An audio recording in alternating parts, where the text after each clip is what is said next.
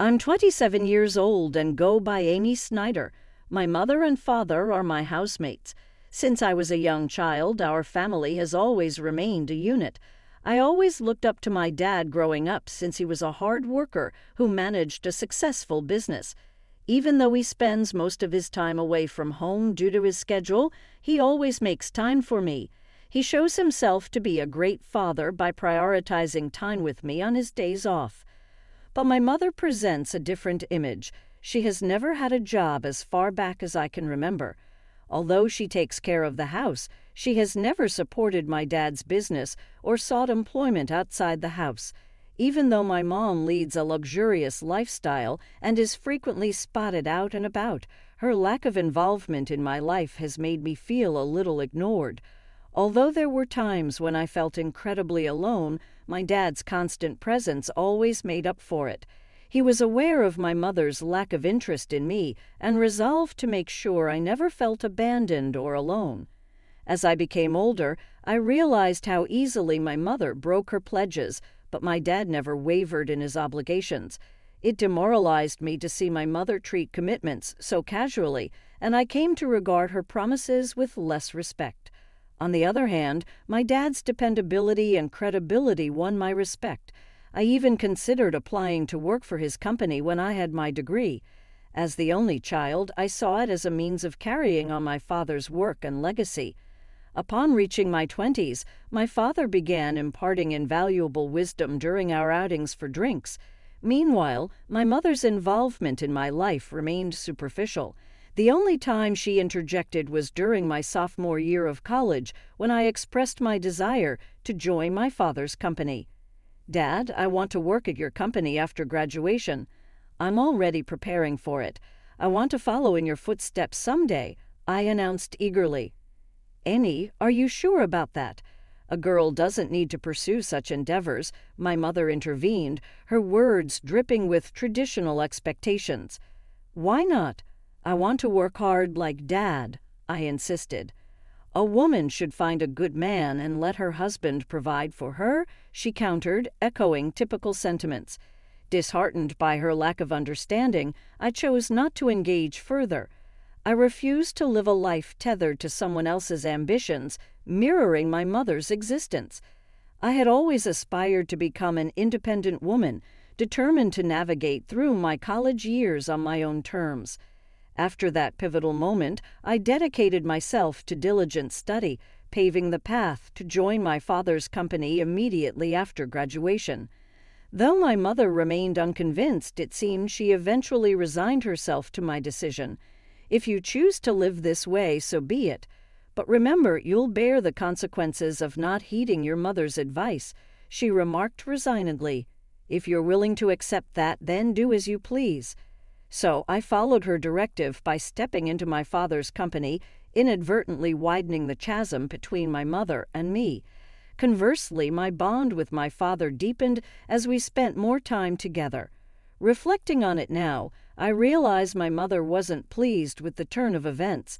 Upon joining my father's company, he invested considerable effort in my training, which unbeknownst to me was driven by his declining health. It took him nearly half a year to acquaint me with the intricacies of the job before he collapsed at our workplace, swiftly whisked away to the hospital. Over the next 5 years, he valiantly battled his illness.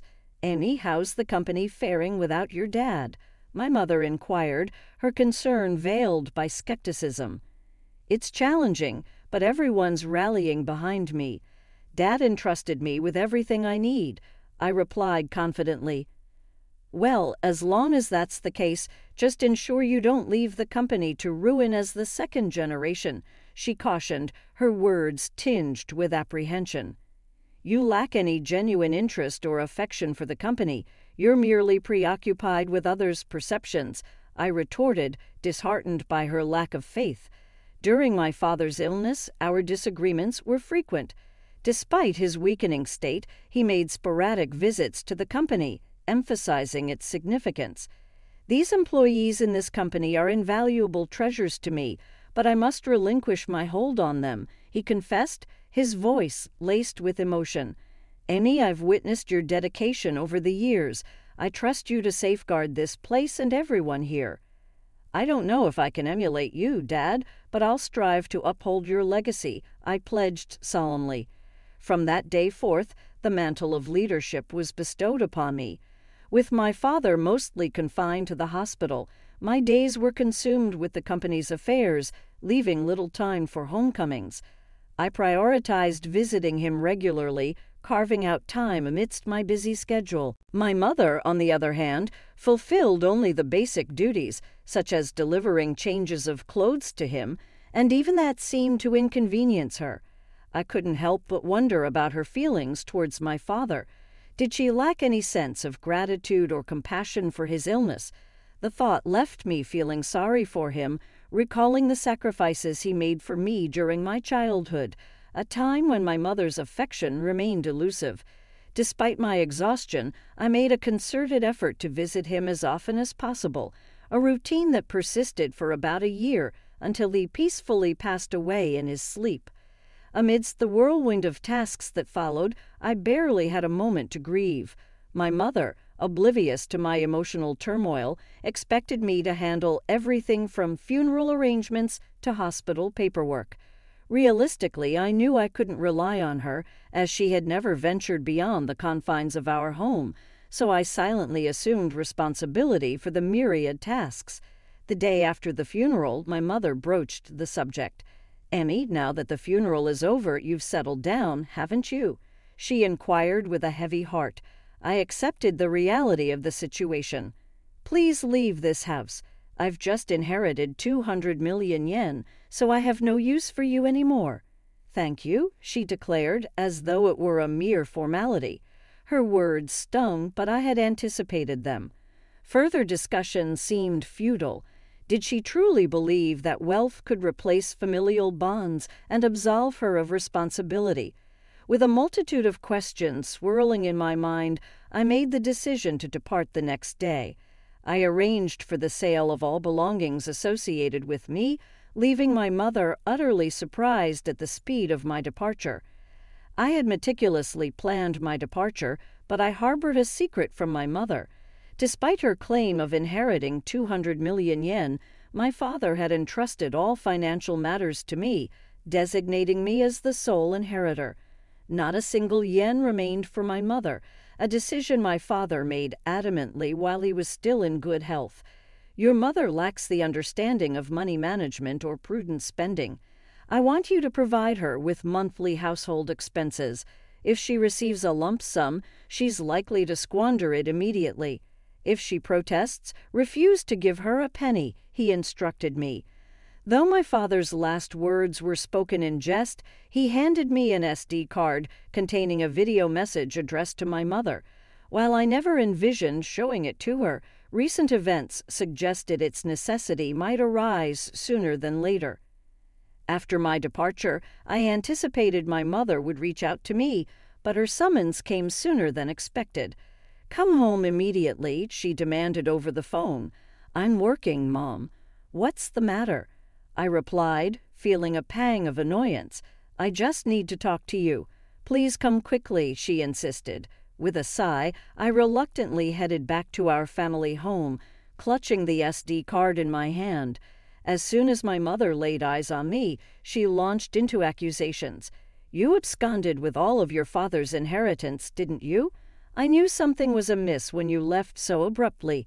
Hand over your father's inheritance to me now," she demanded, her greed palpable. "How selfish can you be? You can't even fulfill your duties as a mother," I retorted, my frustration simmering. In response, I silently extended the SD card to her. Confused, she inspected it. "What's this?" she queried.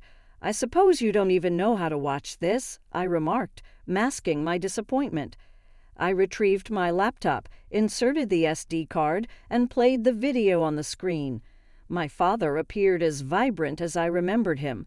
I couldn't help but wonder how my mother would react to this video letter. Silently, I exited the room, leaving her to watch it alone. I had never witnessed my mother defy my father before, but now, in the wake of his passing, would his words resonate with her? Upon returning to the room, I found my mother in tears, her emotions laid bare. I was taken aback, my mother shedding tears over a video of my late father.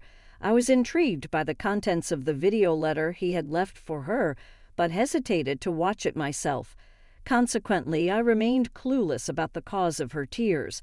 "Mom, are you okay?" I inquired, concerned. "Yes, I'll be fine for now. I understand.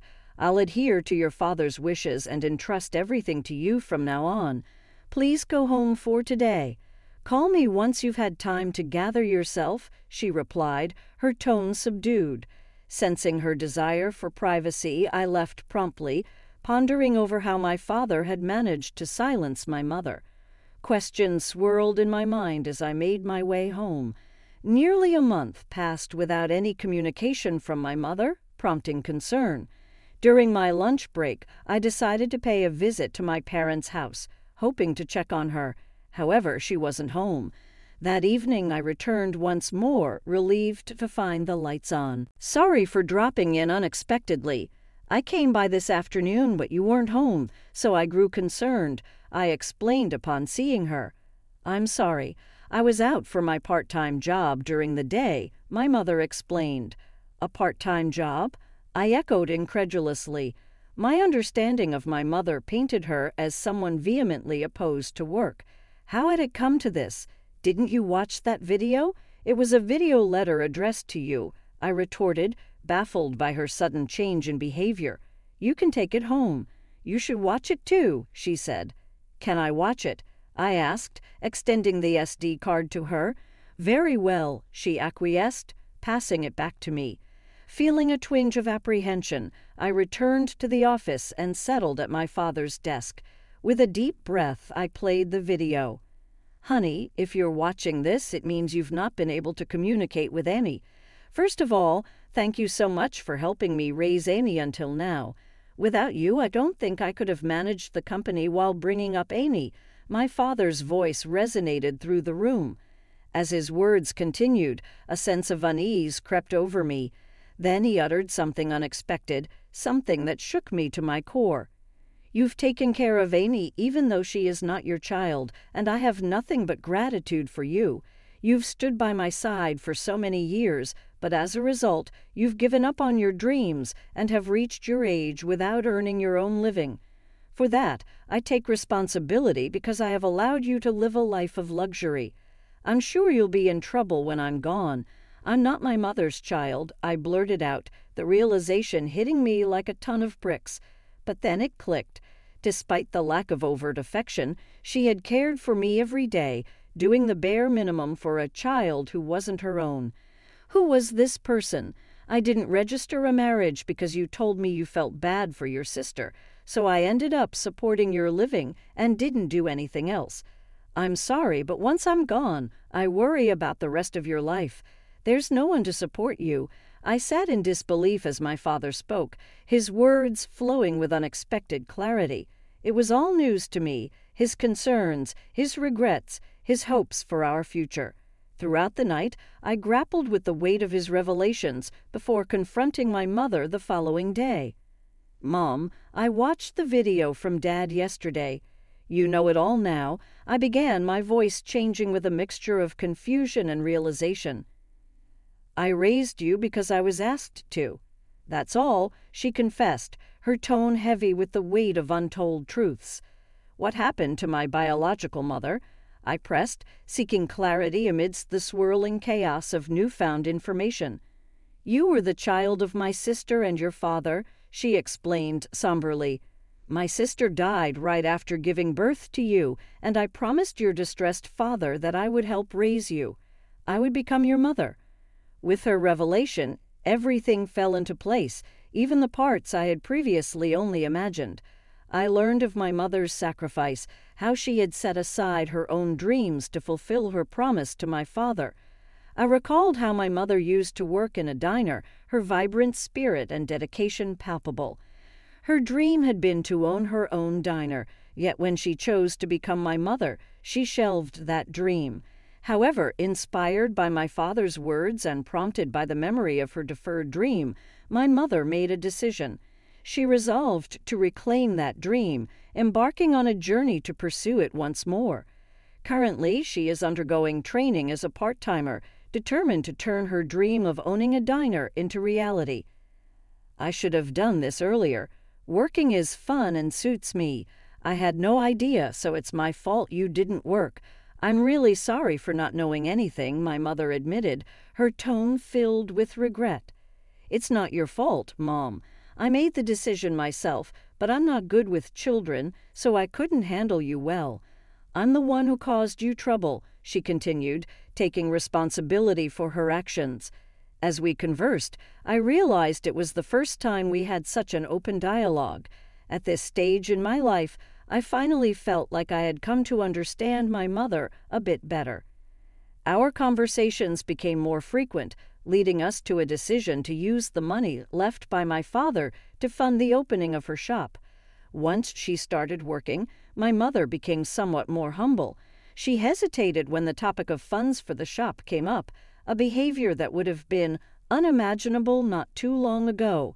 While maintaining my regular job, I also assisted with the opening of her diner, which brought me into frequent contact with my mother, fostering a newfound relationship between us.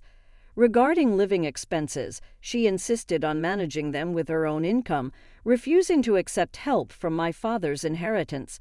Promise me you'll tell me if you're struggling. After all, Dad trusted me to take care of you, I urged her. I'll be fine living on my own. It doesn't cost that much, but in terms of my diner's expenses, she trailed off, her determination evident. I'll be relying on you, of course. I'm looking forward to it too, so do your best, my mother encouraged, her eyes filled with hope and anticipation. After many years, we finally became a real family, and now we are living harmoniously. She isn't my birth mother, and perhaps it was just the right time for me to learn this truth. Your diner is finally going to open tomorrow. Your dream is coming true, I remarked, filled with pride as I observed her dedication. Seeing you work so hard at that company reminded me of my own dreams when I was younger. I believe that's why I've made it this far. It's all thanks to you and your father. Thank you so much, Mom. I expressed my gratitude, feeling a deep sense of appreciation. Promise me to always be my mom, Annie, she implored, her voice filled with sincerity. Let's get along even better than before from now on. We only have each other. After all, I responded, experiencing a renewed sense of intimacy. The truth came to light after my father passed away, and I chose to accept our current circumstances and continue living with my mother alone. I thought about going back to my hometown and relocating to live with her. I was moved by her worry and said, "My mother is worried about my poor diet and is supportive of me coming back because I don't cook. I think my father would be shocked at how well we get along. I'll do everything in my power to save his home, business, and inheritance while maintaining my relationship with my mother so that we can eventually become a true family." Determined to uphold my father's heritage, I made a commitment. We paid our respects to the tombs of my father and my mother's older sister, my biological mother. I ultimately registered as my mother's daughter after going through the adoption process, creating a link that went beyond bloodlines.